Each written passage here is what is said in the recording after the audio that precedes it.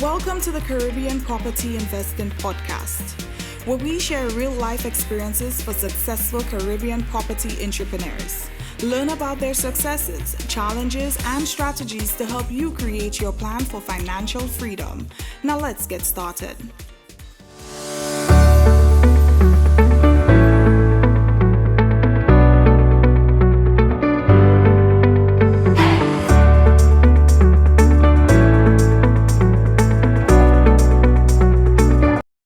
Welcome to episode 11 of the Caribbean Property Investing Podcast.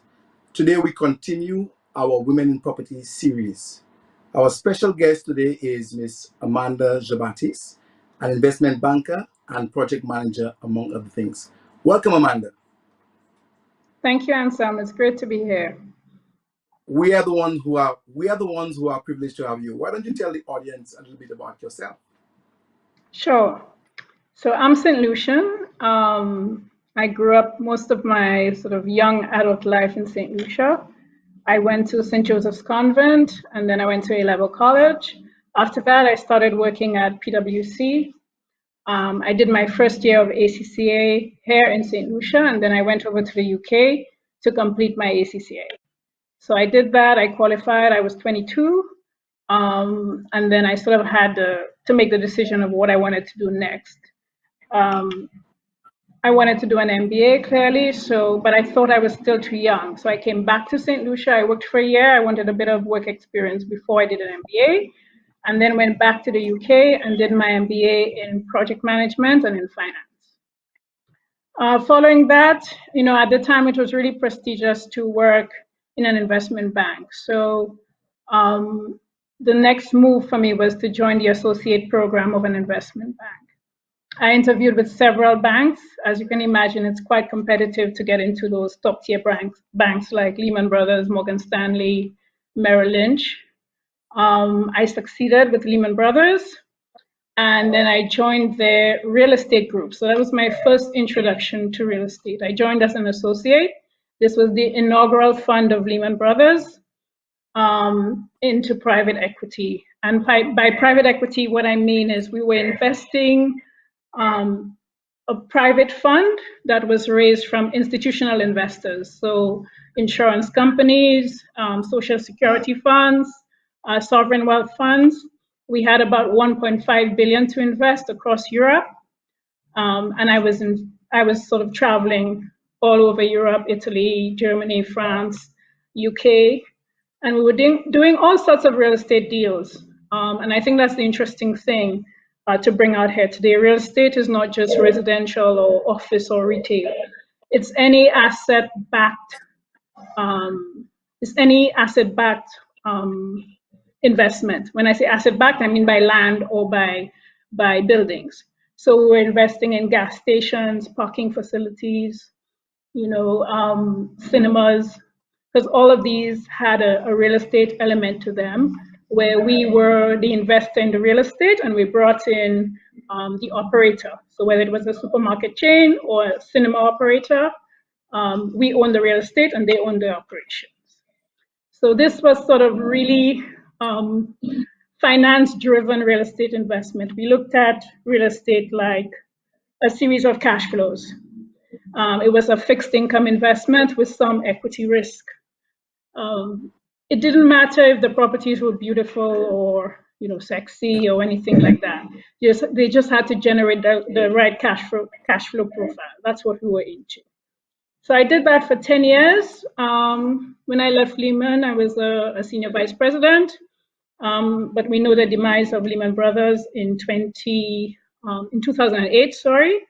I then moved to an emerging market fund, a private equity fund investing in real estate in Africa.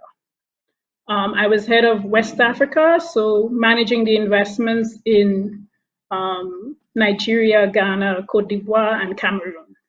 So I was flying to Africa, once a month from the UK. The office was based in London, but I was in Africa every month. And there we were doing greenfield development. That was my first foray into pure hardcore greenfield development. We were finding land, building shopping malls, leasing them, bringing some of the first retailers into Africa, like Mango, Zara, these sort of retailers, because we were providing the grade A real estate that they wanted to be into. So we were doing that and then looking for an exit through a sale or refinancing was the typical way we exit those transactions. Very rewarding career, very challenging at the same time. We spent a lot of time looking at what was driving the demand for real estate in Africa. Obviously, Africa was the last untapped market with close to 1 billion people at the time.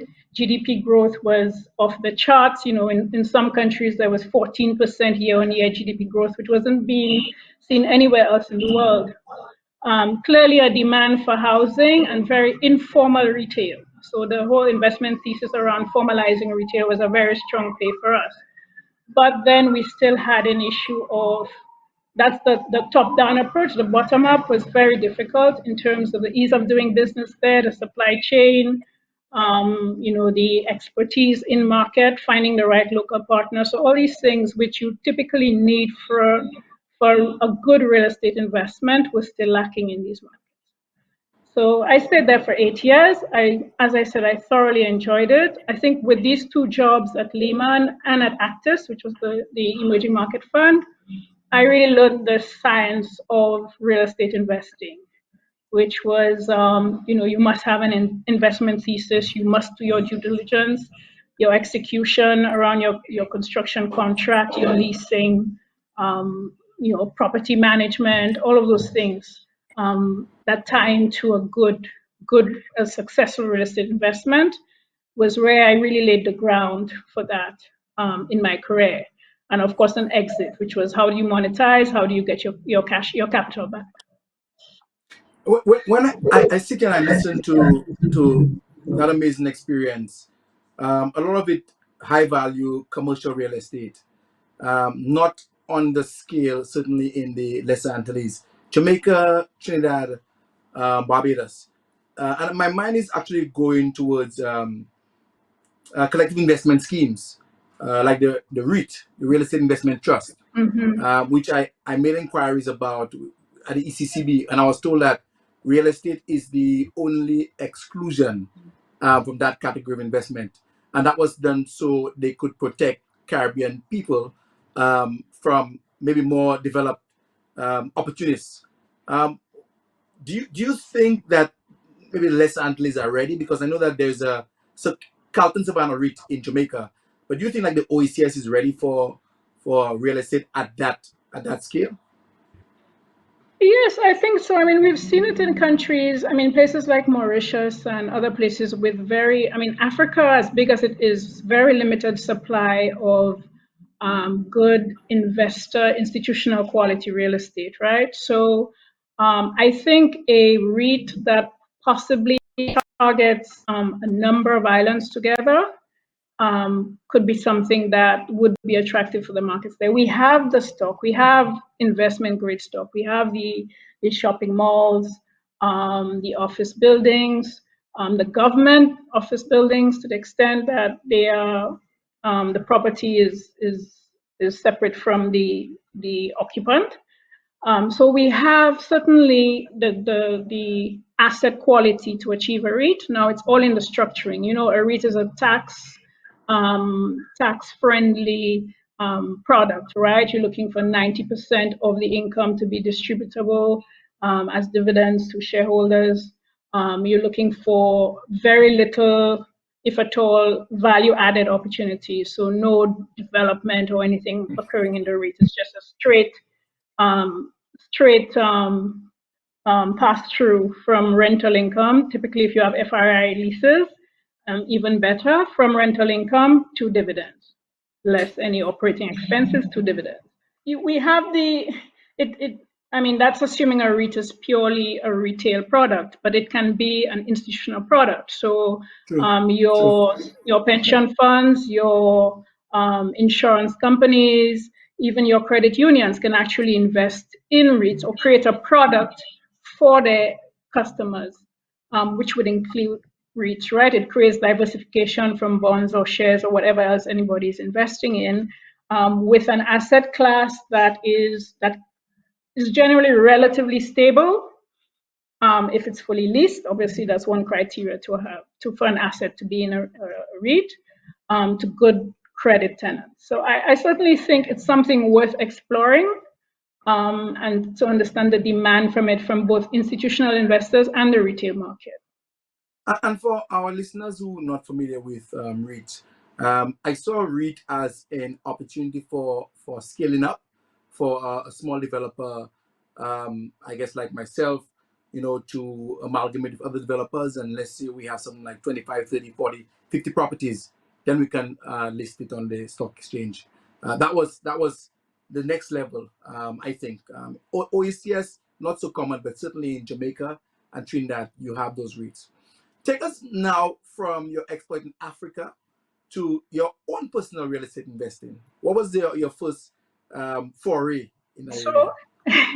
So after 8 years in Africa, across, and when I say Africa, I mean West Africa and 4 countries in West Africa. Because the one thing Africans don't like is you call all of these countries Africa. They're so distinct and they're so unique, But after sort of 8 years there, Africa actually brought the nostalgia for home.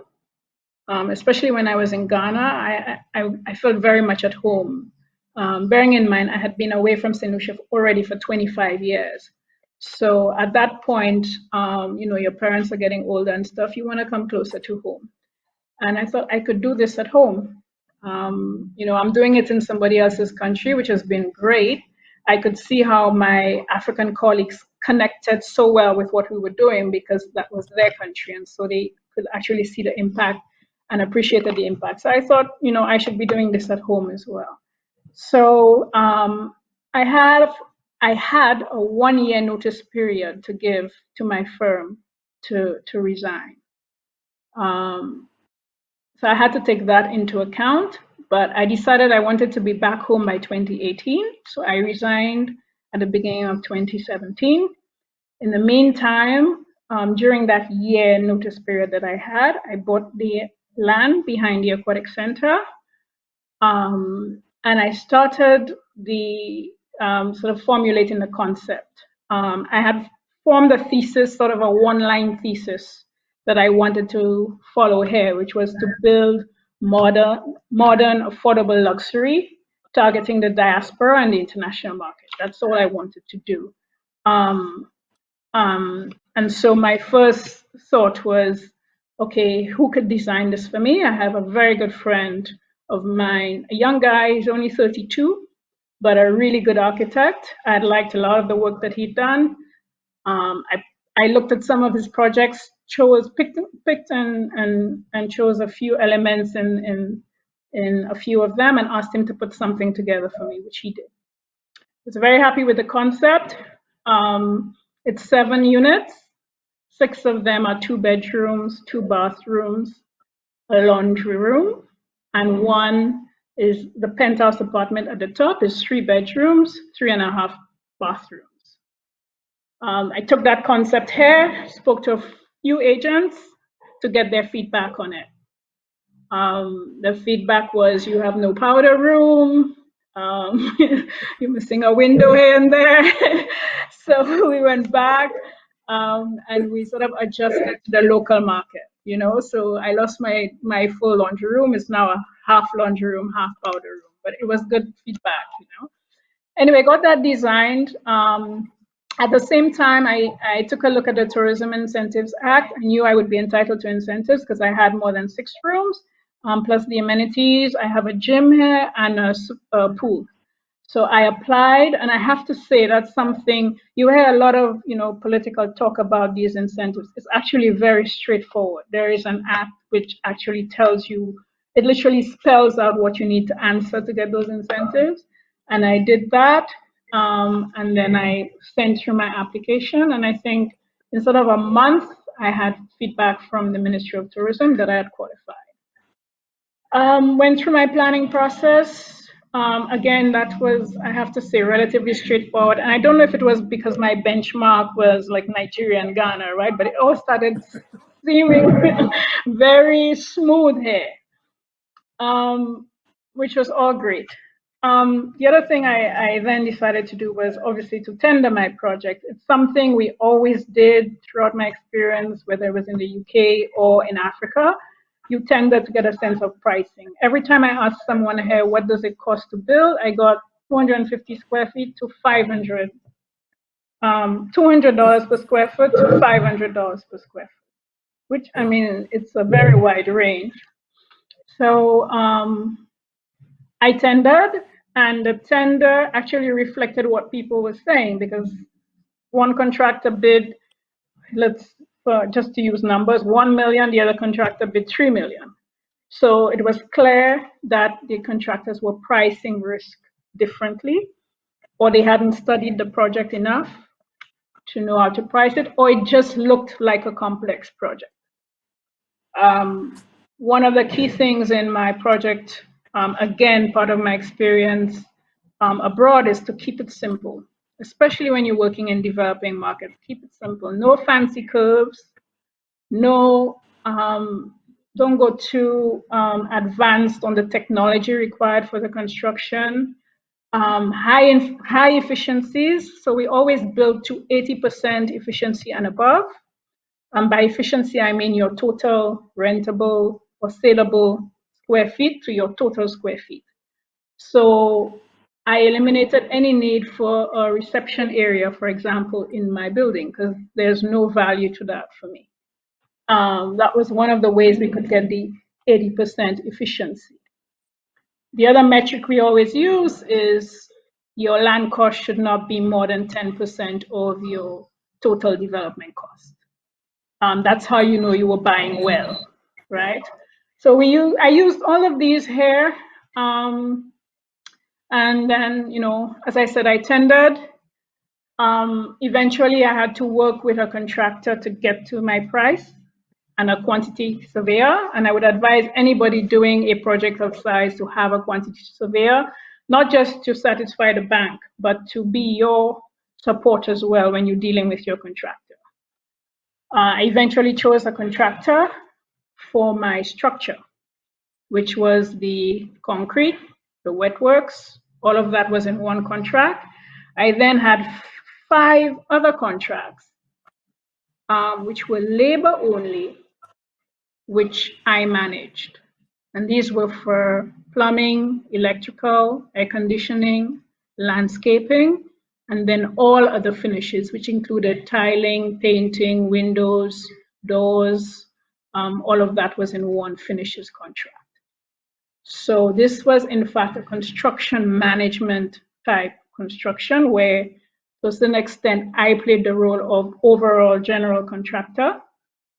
And I was responsible for managing and coordinating all of these disciplines to finish the end product. But your experience at project management in the past, as well as procurement, came in very handy there as the overall general contractor, for sure. Yes, we tended to go, in most cases, when I was abroad, we tended to go with just a general contractor, pass on all of the risks to him, and not really engage in too much construction management. We only did it with residential, because there we thought we could achieve more savings. The reason for doing this was really to achieve savings. How I registered as the contractor with the hardware stores. So, most contractors get like a 20% discount when they buy product from a hardware store. They don't always pass it on to you. So by doing that procurement myself, I was getting that 20% saving. Most contractors will charge you a fee. There will be a fee built in to coordinate all these disciplines, the plumbing, the AC, the electrical, because usually the contractor doesn't do all of that. He's bringing in subcontractors to do those things. And he's charging you a profit on their contract as well, which is effectively for his administration. So removing that from the equation, I also eliminated cost from the project. because I was actually taking on the role of managing the disciplines myself. Okay. Doing the procurement myself as well, I was also ensuring I was getting the right end product. I wanted to build something that looked more luxurious than it cost. There were certain things that I did not want to compromise on. And there was just a look and feel that I wanted to achieve. I actually went to China myself and bought all of my doors, windows, my tiles, the kitchen fit out and all of that. I actually went to China and bought a lot of these things. And in the UK, I did all my electrical stuff and brought it in myself. So I had like 4 40-foot containers in from China, one from Mexico with drywall, and one from the US with furniture, equipment, and so on. So there are savings, but that said, it's not for the faint-hearted. It's not an easy thing to do. So having said that, what would you say were the top 3 challenges you faced managing this project all by yourself? Well, the coordination was a challenge, right? I mean, when you have 5 different contractors in place and they're reporting to you as the owner, you face all the challenges that the contractor would generally face. So the coordination was an issue. Making sure that the AC guy had his ducks in place before the plumbing guy came in to run his pipes. Otherwise, one couldn't fit, and then they argue. Making sure the tiler, the plumber finished his work so the tiler could finish tiling the bathrooms. All these little things that you have to manage yourself. I think that was a challenge, but it was an expected challenge. The supply chain was a real issue for me. Finding, I felt I had to bring in too many products, too many things, from baseboards to, to doors, the quality of doors I wanted. There are doors here, but when you want a sort of modern contemporary look, I didn't find that there was a lot of supply. There was a lot there that captured that look. So I had to bring it in. So supply chain was another big one. I mean, I think my biggest pet peeve is time management in the industry here. I think there's just, and I have to say that carefully because it's not everybody, but there wasn't this respect of time, delivering on time, delivering when you say you will deliver, following a program. I had a very detailed program, and every week I'm asking, why isn't this done? It's in your program. Why isn't this done? Why isn't it done? So I just felt there was a disregard of the normal tools you would use to manage a project. So that was frustrating. And my advice to anyone doing a contract here is you have to build into your contract late charges to your contractor if he's not delivering on time. And I did it, and I exercised them in the end. But you have to do it because it's not fair. There's a cost of capital to what you're doing. You're losing income every time something is late. And someone shouldn't feel that they can just deliver to you at any time and there's no recourse. It's just, here you go, I'm done. So I think that was my biggest, let's say, disappointment. So in terms of you started giving the advice already, but let's zoom in on women in property and your experience as a woman. I will not prejudice the question in any way. Just give us a summary of your experience as a woman, and do you think that gender played a role in any way for whatever the outcome?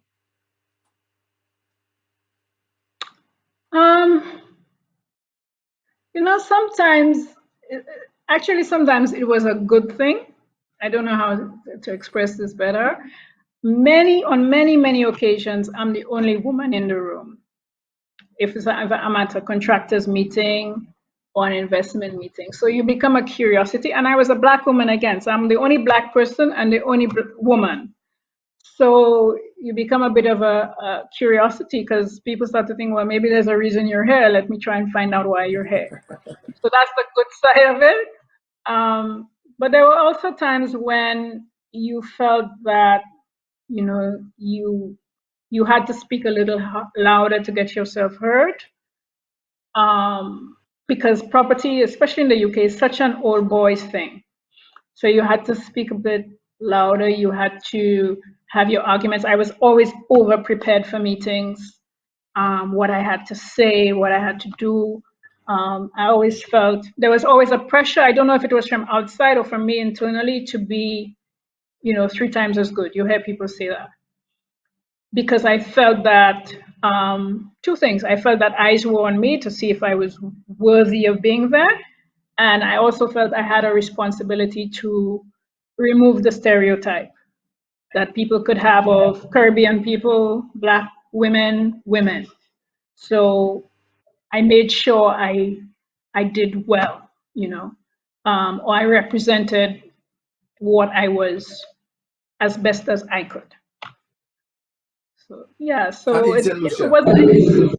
Sorry, in St. in Lucia, St. Lucia, how did that play out for your it's personal actually project? funny. Um,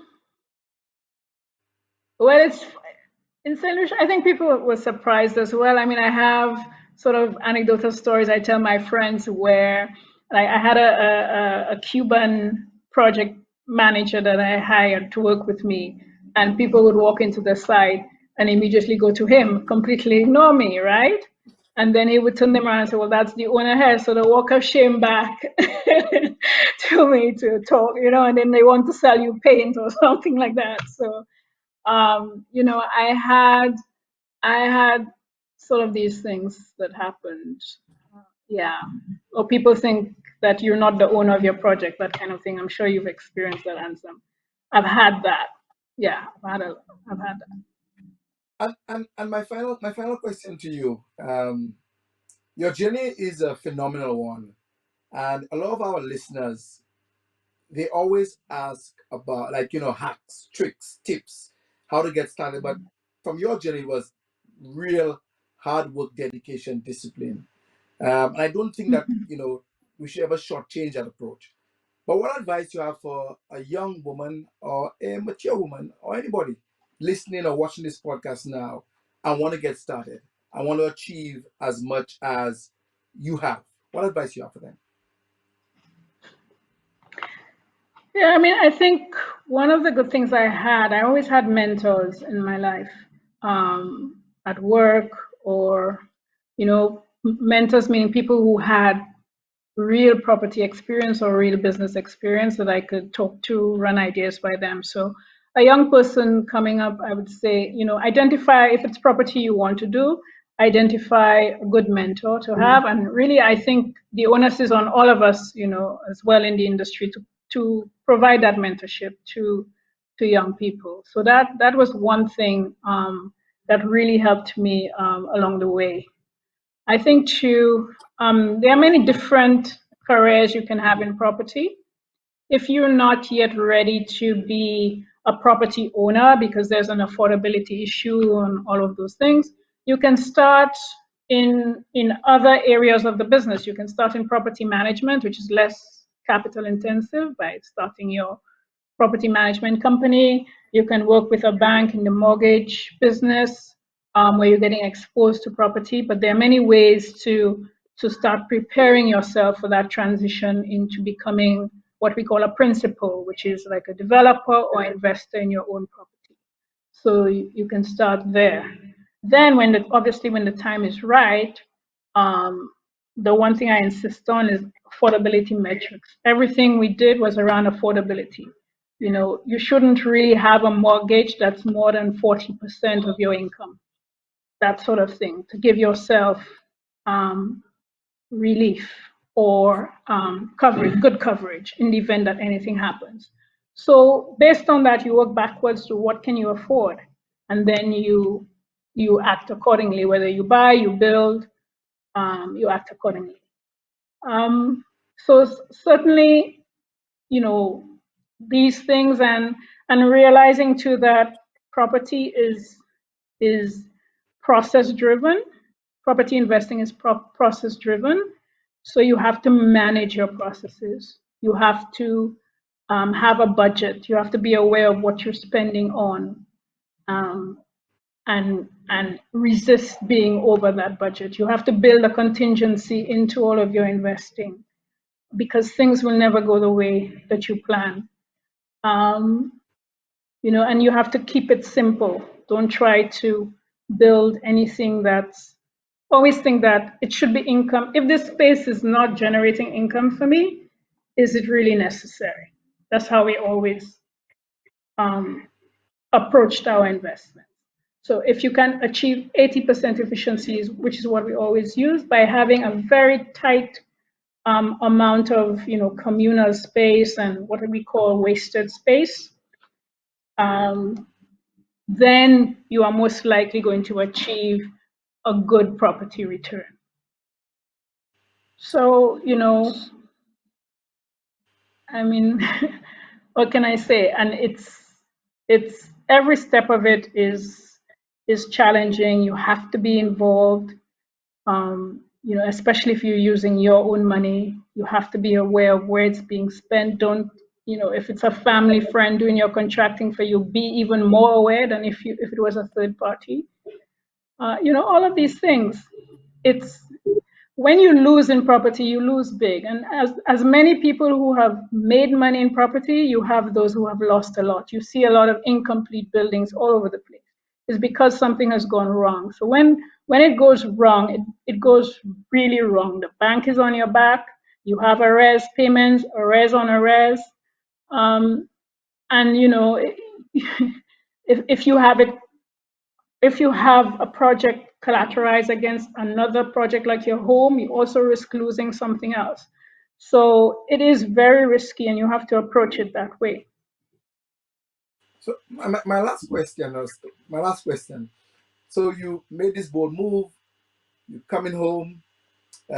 You created a product, luxury, affordable, modern luxury, or modern affordable luxury, catering to the diaspora primarily and short-term rental.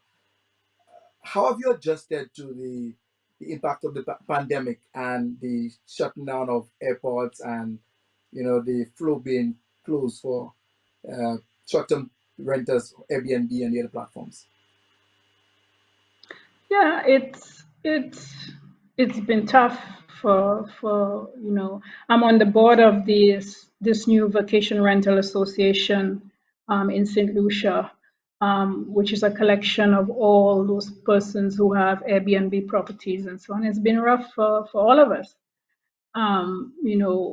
For some people it's sort of a side job, so they still have a salary, but for other people this is their only source of income, and it's really tough for everybody. The one thing, obviously, we all had to wait for travelers to return to the market. One of the things that has become even more important to me is marketing. How can I create more visibility on my product? So that's where I've been spending most of my time. Marketing on Facebook, sending out ads, making sure I'm registered on all the platforms, just a lot of that work. And it's starting to pay off. I've been having visits in for the last, since the beginning of the year. I've been very busy. And today, actually, for the first time, we have full occupancy, the first time since the building's been up. And most of the people who come here say to me they saw the property on Facebook. So it's just been through Facebook ads and those things. So marketing becomes more important in downtimes. I think if you go back to the beginning, what you do when you try um, to make an investment is you try to ensure it becomes recession proof, meaning it is resilient in the event of downturns. And the way you do that is to ensure you have a good location, that you build a good product, and you build it at a cost that can help you sustain some of those shocks. So and the other thing is that you have some equity on the side to help through these downturns. That's the other important thing.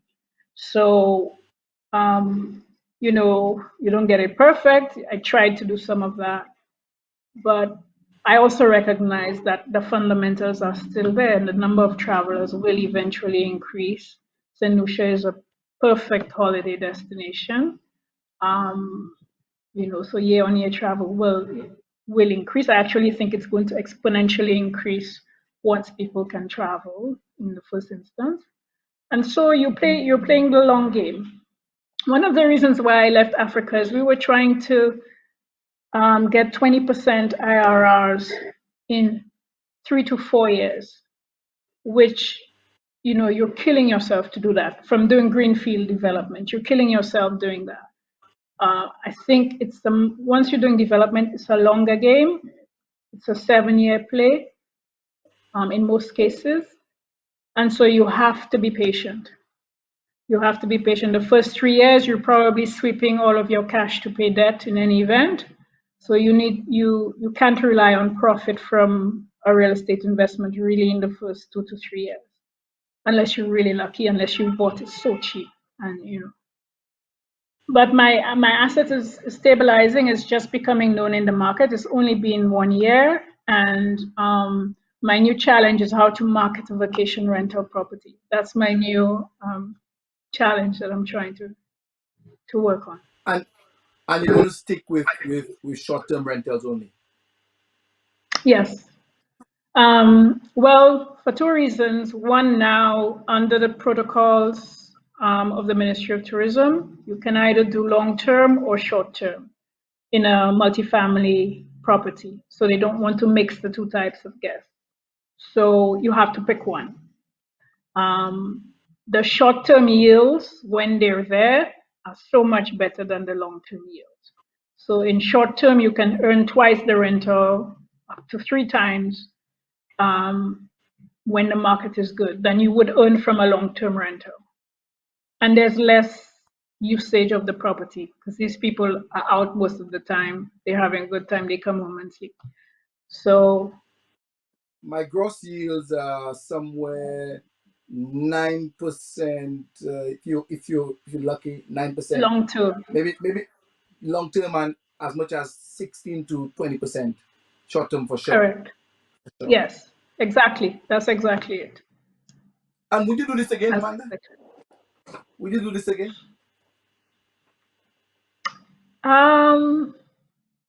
Yes, I think, I mean, obviously you need the sort of COVID thing to play itself out and understand what the new trends in travel will be.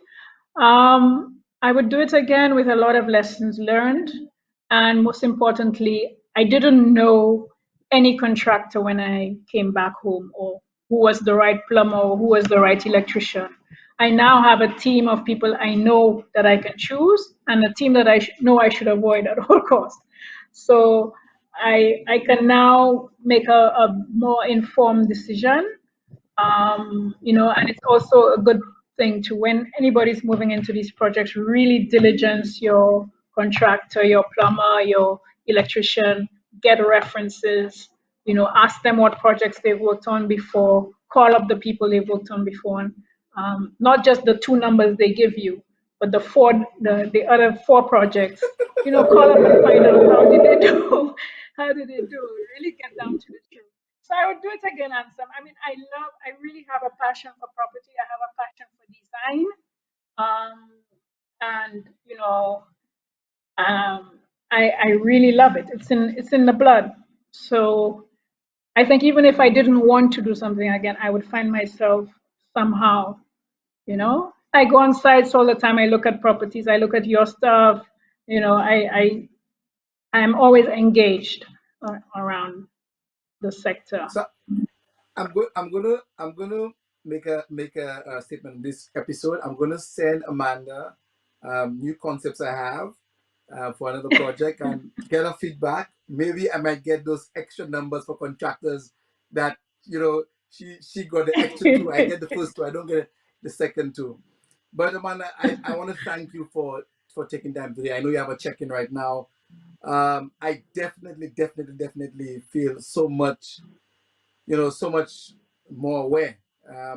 Terms like the internal rate of return, metrics like those, I've never quite heard them apply to property, but that really tells you the level of commercial property with Lehman Brothers, the amount of money that's been invested, the stakes, and of course the people that you have to pay, the shareholders. I definitely want to learn some more about that. But an awesome episode. So you've been listening to another edition of Caribbean Property Investing, just having an amazing conversation with a property developer, accountant, project manager, just total superwoman, Amanda Jean-Baptiste. Join us next time for another episode. And remember, everyone needs somewhere to live. I love my community. It teaches you the importance of being together even through difficult times. Business owners doing their best to make it through. Fishermen and farmers working hard to put food on our tables. Nurses caring for the sick shows me who we are made of. People who care. I guess it's about growing together. Congratulations and thank you for tuning in to the Caribbean's first property investing podcast. We want to help Caribbean people create wealth and achieve financial freedom through property investing. Our show provides general advice based on personal experiences and is for educational purposes only. For more information, resources, and past episodes, visit us at CaribbeanPropertyInvesting.com. Remember to click the subscribe button so you never miss a show. Let's go.